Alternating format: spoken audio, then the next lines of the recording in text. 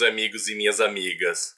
Hoje eu quero conversar com vocês a respeito dessa obra incrível. Se eu pudesse resumir esse livro numa frase, eu diria: que livraço! Aliás, eu não diria, já estou dizendo, que livraço! Depois de Stephen King, publicação da editora Suma, parece que enganou a muitos fãs do Stephen King por subestimarem essa obra devido à finura desse livro. Eu sei que tem muita gente que critica as obras finas do Stephen King justamente porque ele é um autor muito famoso por escrever livros extensos. Então quem está acostumado com livros extensos meio que estranha quando ele faz livrinhos assim. Mas eu já vou aproveitar, engatando nessa ideia, falando da finura, e explicar para vocês por que esse livro ele é tão fino.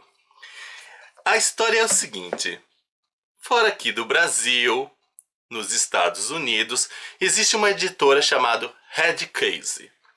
A Red Case é uma editora que publica livros de tramas policiais, tramas investigativas. E a proposta dela é trazer livros curtos que as pessoas possam ler numa sentada só e que prenda o leitor do começo ao fim. Então a coisa é transmitida por meio de um ritmo acelerado. Parece que lá por volta de 2005, se eu não me engano, essa editora Red Case chamou Stephen King para escrever, ou melhor, para fazer uma chamada, fazer uma propaganda dos livros dela. Elas queriam alavancar as vendas.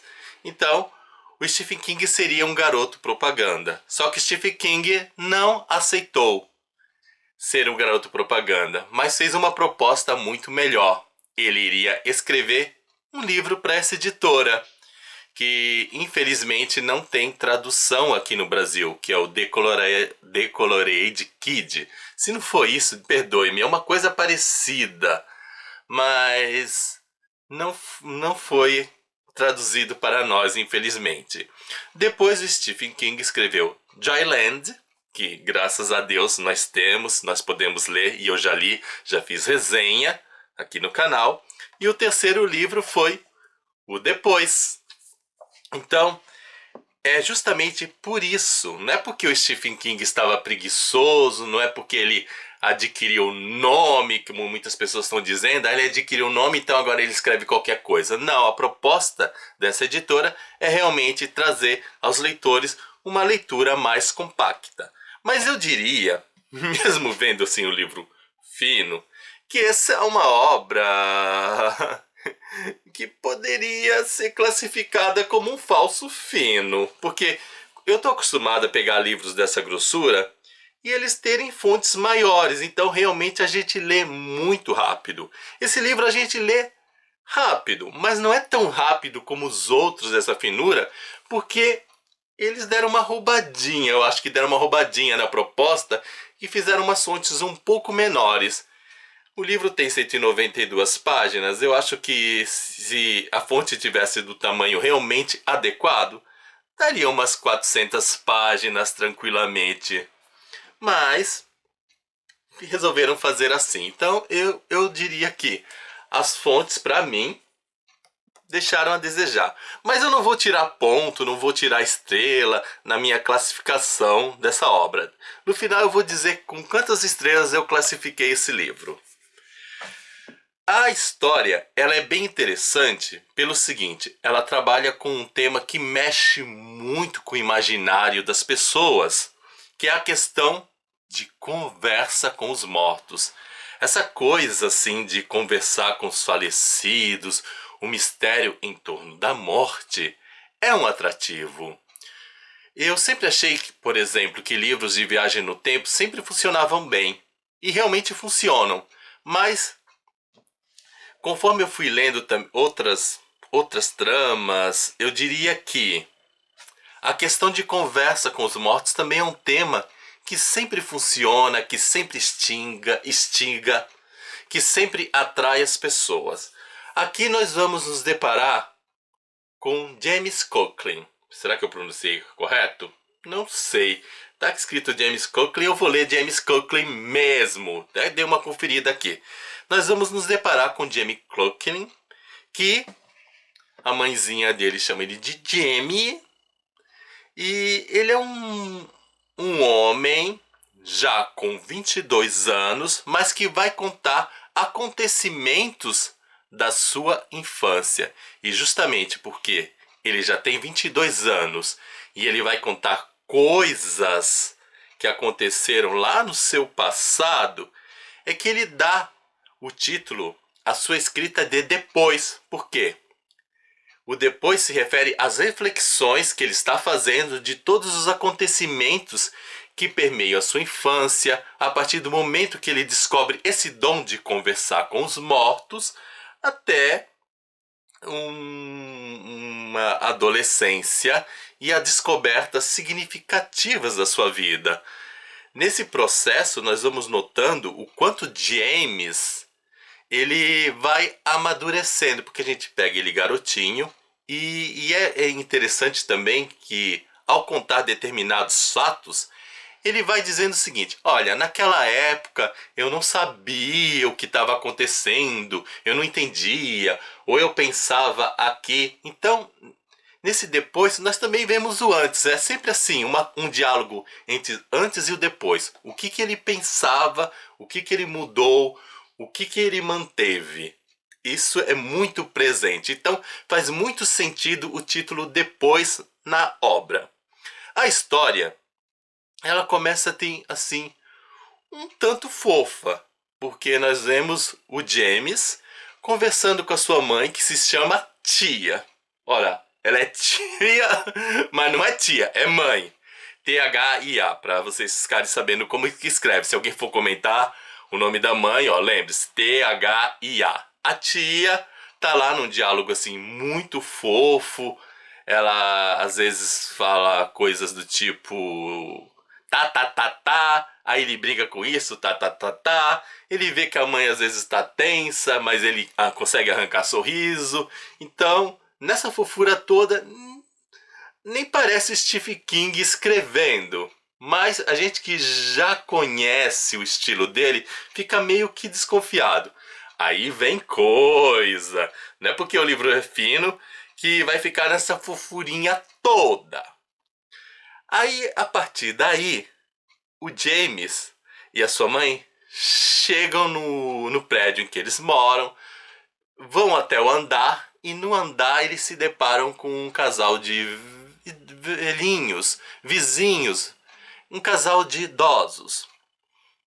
O James conversa com eles, a mãe também, mas parece que o povo tá tão aéreo por conta de um acontecimento que ninguém percebe o James falando. Meio que a fala dele é ignorada, porque se prestasse atenção, viriam algumas coisas esquisitas. O James ele conversa com uma senhora, uma velhinha lá, a esposa desse casal, que está com uma camisola meio transparente. Ele fica até meio constrangido, porque ele diz que vê as coisas da velha. Só que nós vamos descobrindo que a velhinha tinha falecido. E ele conversa com ela e ninguém tá aí, porque a mãe dele tá tão assim, preocupada em consolar o marido que tá fumando, que tá ali. E nesse momento, nessa cena, nós vamos descobrindo coisas a respeito desse dom de comunicação com os mortos que o James tem.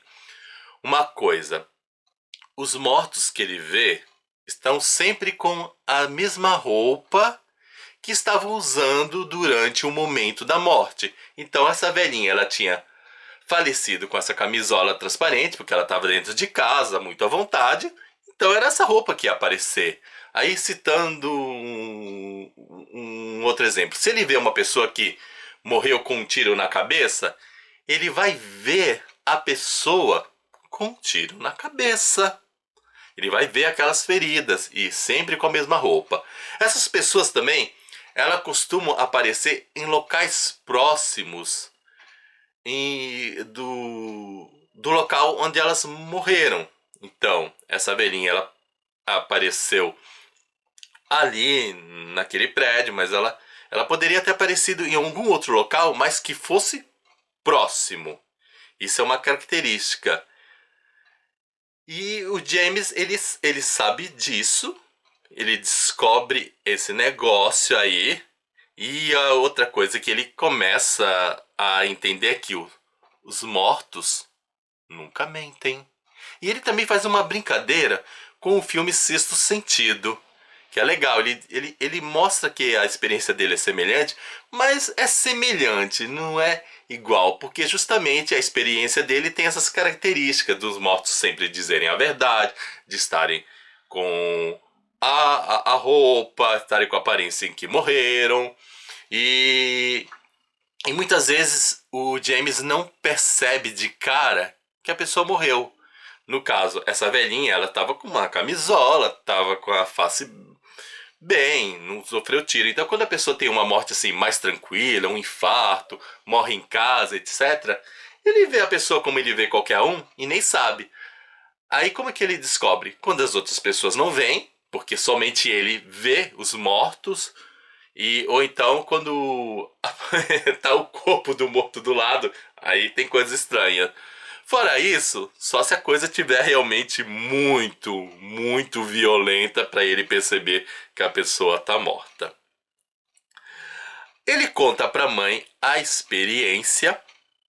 A mãe dele dá um alerta, olha, não fala dessas coisas com as outras pessoas, só fala comigo e assim, meio que evita. Não fica muito claro se a princípio a mãe está acreditando nessa experiência ou não, mas ela pede para evitar. Aliás, a relação da mãe dele é um tanto engraçada, porque ela é muito protetora, no sentido de controlar os horários dele estar no horário certinho em casa, de estar acompanhando.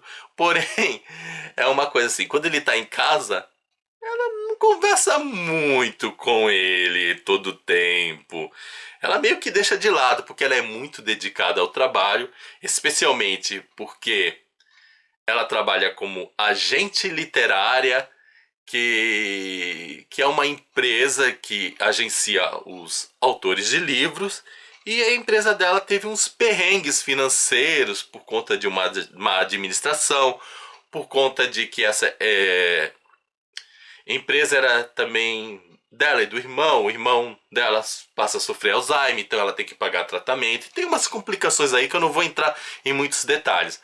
Então, ela precisa meio que correr atrás, dar muito duro para ganhar dinheiro, ela tem que se esforçar.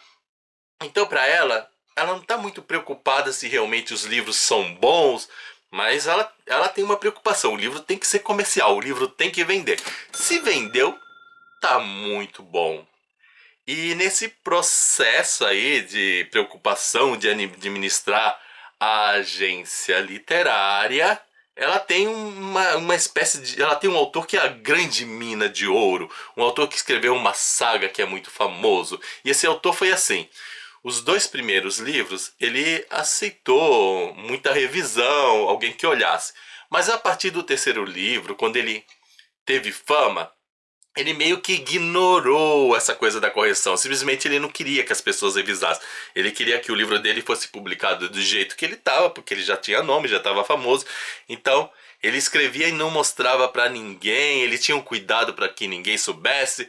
E eu diria até que ele tenha uma obsessão, um medo assim, de que alguém descobrisse a obra dele e soltasse spoiler. Ele não queria, ele só que as pessoas poderiam conhecer a obra dele realmente no dia do lançamento. Só que ele mal imaginava que não era bem assim. A mãe do garoto, ela fazia uma revisãozinha e ele nem percebia ou fingia não perceber. A tia, antes de levar o livro lá para a gráfica, de levar para a editora, porque ela não é uma editora, ela é uma agente literária. Ela dava lá as suas mudançazinhas, dava uma adaptação, então ela meio que estava familiarizada com o estilo aí desse autor, que é o Regis Thomas.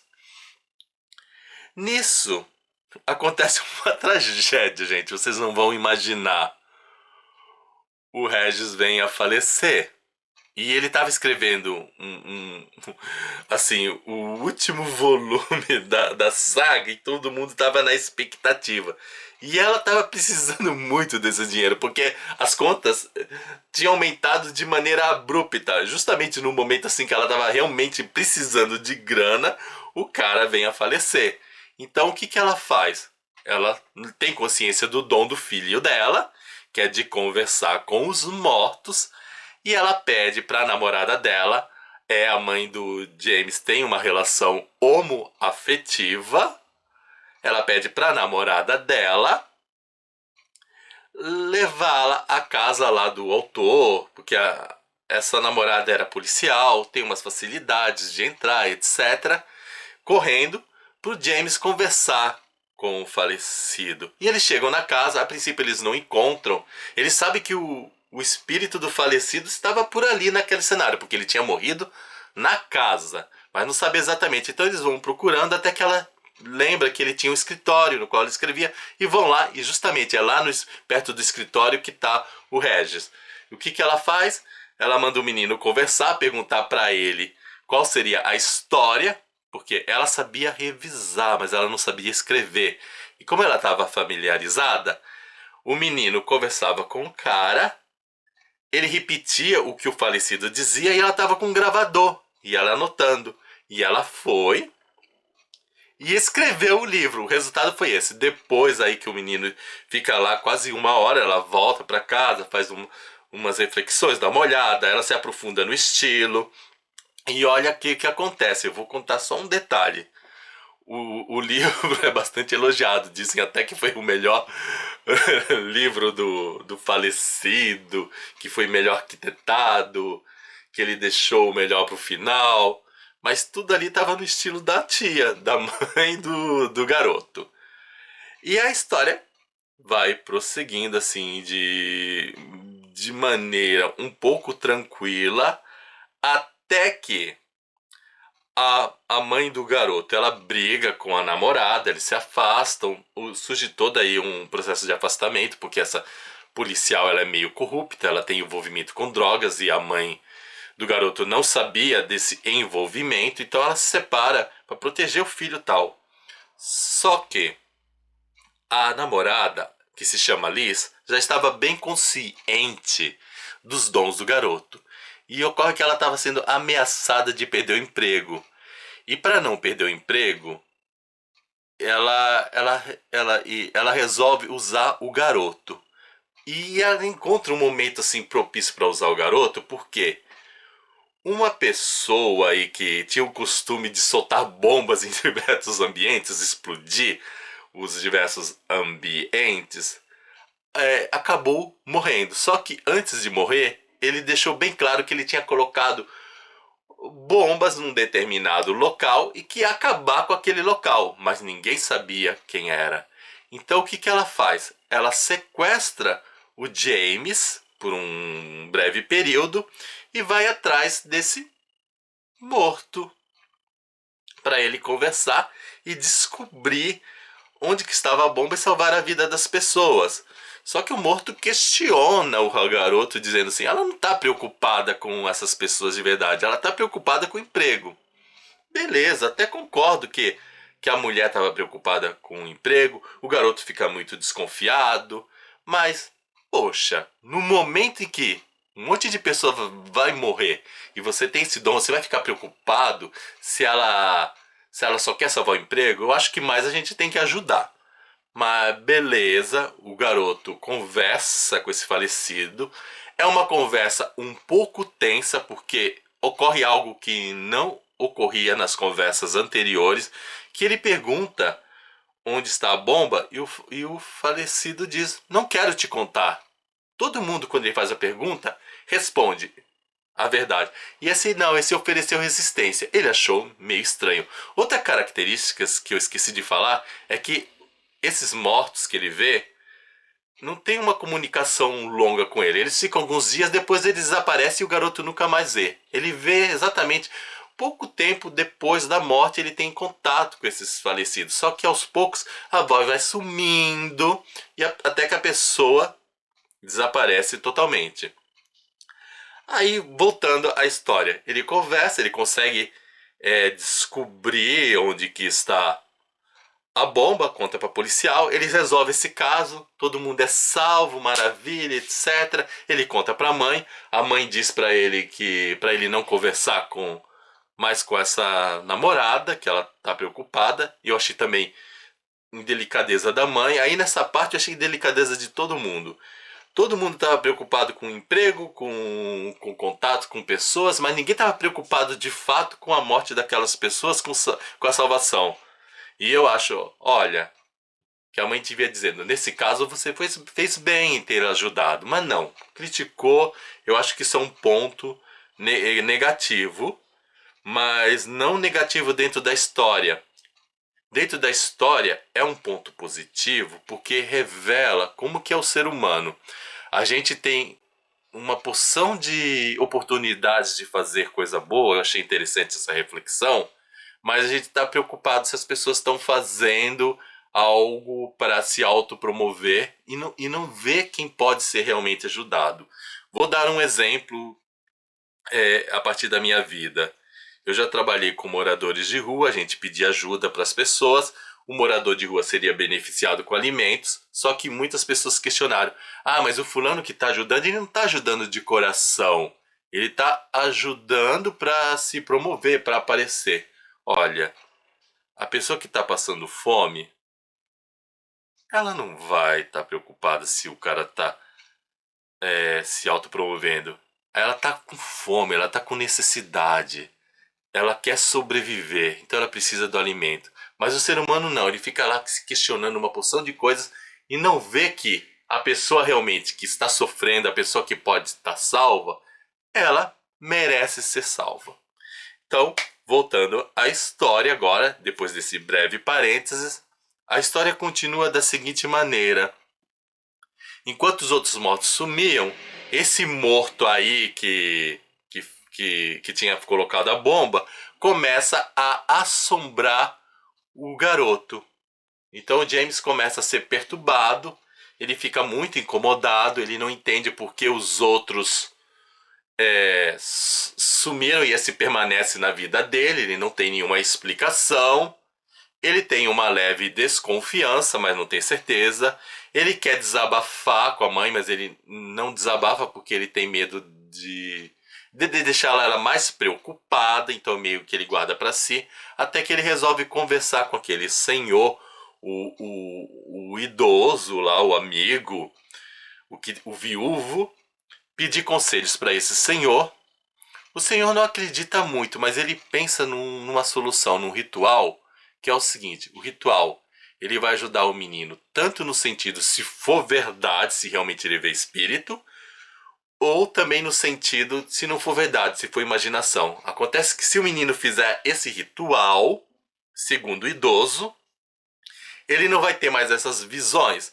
O menino executa esse ritual e ele exerce uma espécie de domínio em relação ao falecido. O domínio é: se por acaso ele precisasse, invocasse, o falecido voltaria.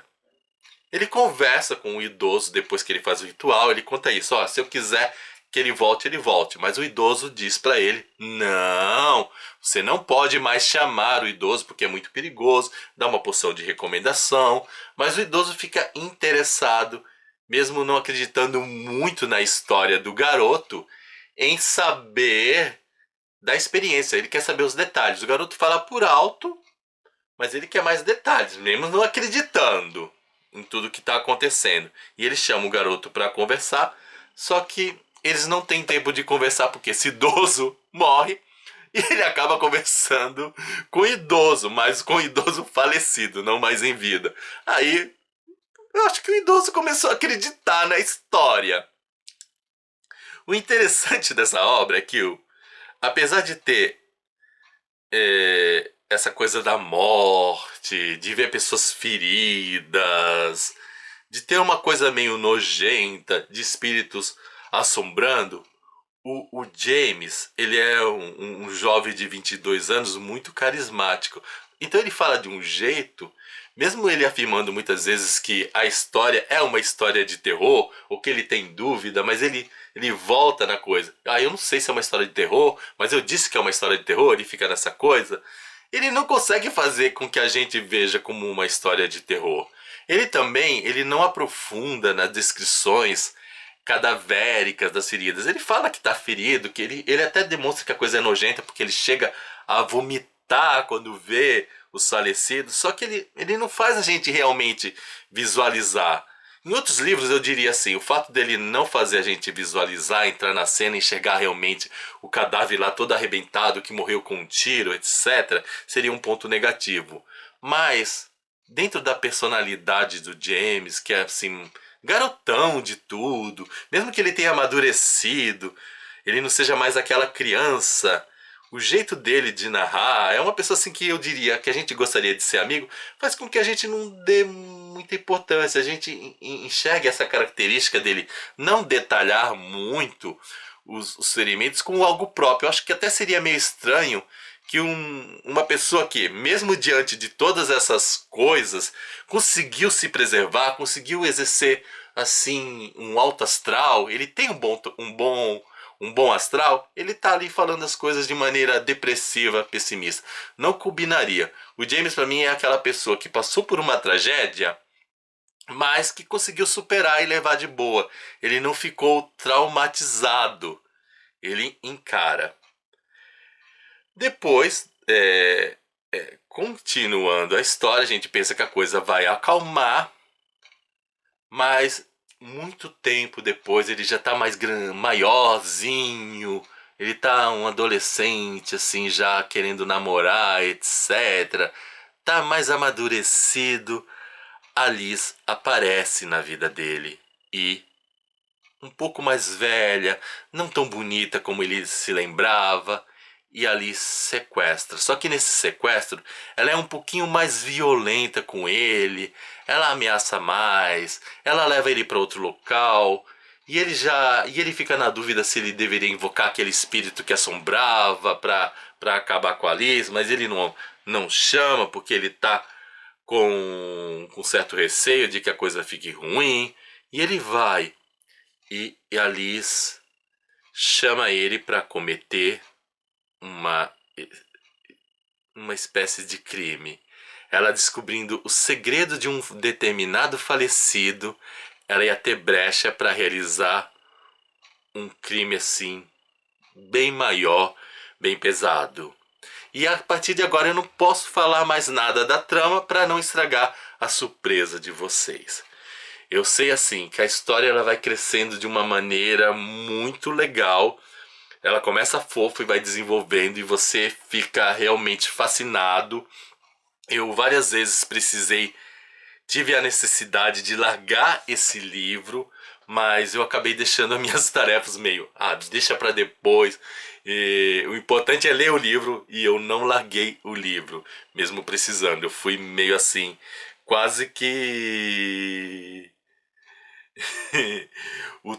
o tempo todo sem colocá-lo em cima de uma mesa.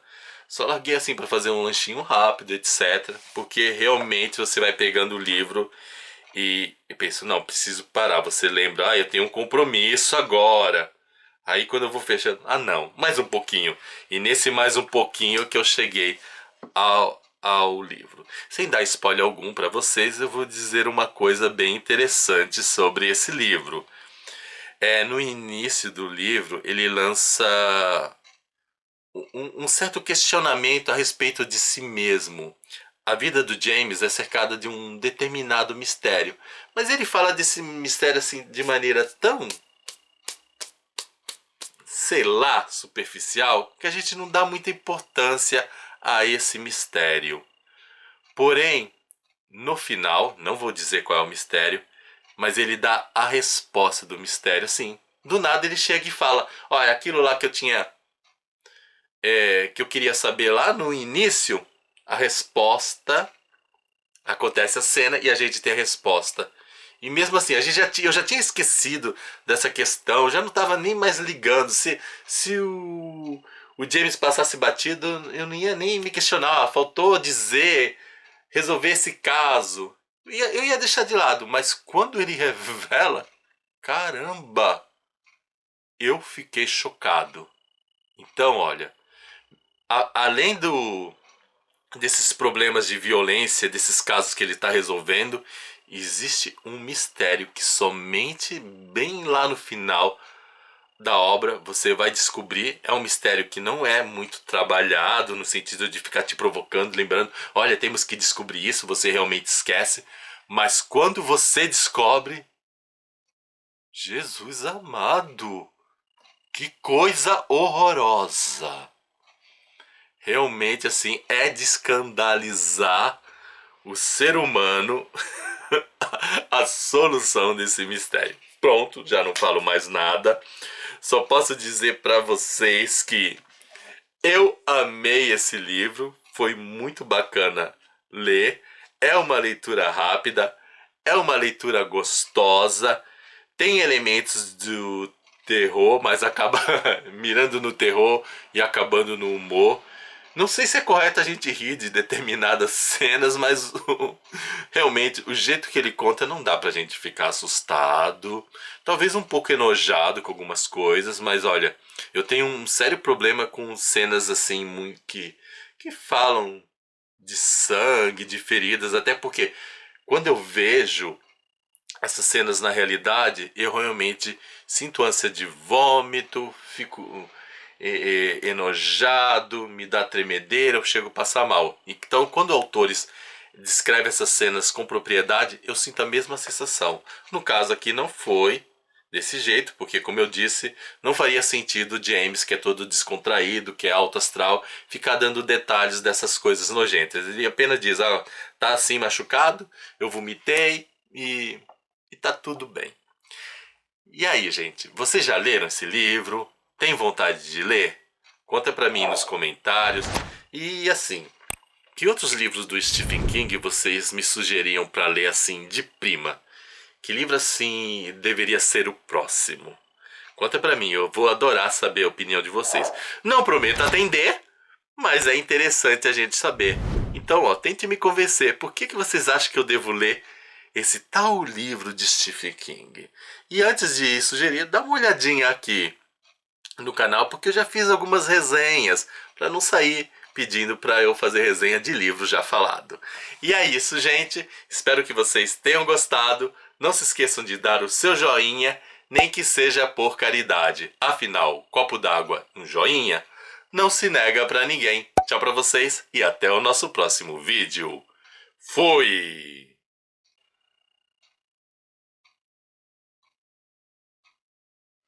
Estou vendo uma pessoa morta do seu lado. Nossa, que morte horrível.